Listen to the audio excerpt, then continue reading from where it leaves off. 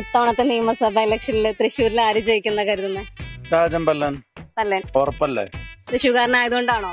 അല്ലല്ല, രാജമ്പല്ലൻ 2 വർഷം മേയറായിട്ട് ഇരുന്നിട്ട് ഉള്ള പ്രവർത്തനം തൃശ്ശൂർക്കാർക്ക് അറിയാം. 2 കൊല്ലം കിട്ടിയില്ലെങ്കിലും 5 കൊല്ലത്തേക്കാളും കൂടുതൽ അയാൾ പ്രവർത്തിച്ചിട്ടുണ്ട്. നമ്മുടെ തൃശ്ശൂരിൽ ആര് ജയിക്കുന്ന ചേട്ടൻ കരുതുന്നത്? പത്മജ.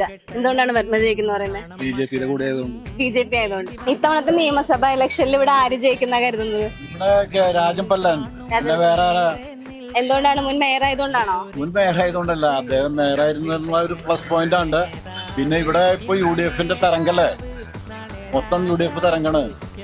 ഞാന് ഒരു തൃശ്ശൂർക്കാരനല്ല, ഞാൻ വടകരക്കാരനാണ്. എന്റെ ആഗ്രഹം LDF സ്ഥാനാർത്ഥി ലീലാകൃഷ്ണൻ ജയിക്കണമെന്നാണ്. തൃശ്ശൂരിൽ ആര് ജയിക്കുന്നതാണ് കരുതുന്നത്? പത്മജ ചേച്ചി ജയിക്കും. പത്മജ ജയിക്കും. എന്റെ അഭിപ്രായത്തിൽ ആരാണ്? പത്മജ തന്നെ. ആള് നല്ല വർക്ക് ചെയ്യുന്നതാണോ? നല്ല വർക്ക് നമ്മളെ തൃശ്ശൂരിൽ ആര് ജയിക്കുന്ന കരുതുന്നേ? അയ്യോ, രാജൻ പല്ലൻ ഞാൻ വിചാരിക്കണത്. ആണോ? ആയിരിക്കുന്നു. എന്തുകൊണ്ടാണ് ആളാവുന്നത്? ഒരു തൃശ്ശൂരിന് വേണ്ടി ധാരാളം ചെയ്യാറുള്ള ആളാണ്. ചെയ്യാറിലാണ്. ഓപ്പോസിറ്റ് നിൽക്കുന്നത് ഒരു വനിതാ നേതാവും ഉണ്ട്, അതുപോലെ ഒരു കവിയുണ്ട്, സാംസ്കാരിക പ്രവർത്തകനുണ്ട്. അവർക്ക് സാധ്യതയൊന്നും കാണുന്നില്ല. ഒട്ടും സാധ്യത കാണില്ല. ഇല്ല. പല്ലം ജയിക്കും. പല്ലം ജയിക്കും. ചേട്ടൻ പല്ലം ജയിക്കും. എന്താ അങ്ങനെ പറയാൻ കാരണം? പല്ലം ഇവിടെ കോർപ്പറേഷൻ നോക്കുമ്പോ വികസനമൊക്കെ വന്നിട്ടുണ്ടല്ലോ, അതിന്റെ പേരാണ് പറയണത്. ആള് തൃശ്ശൂർക്കാരനായതുകൊണ്ടാണോ? അതെ അതെ.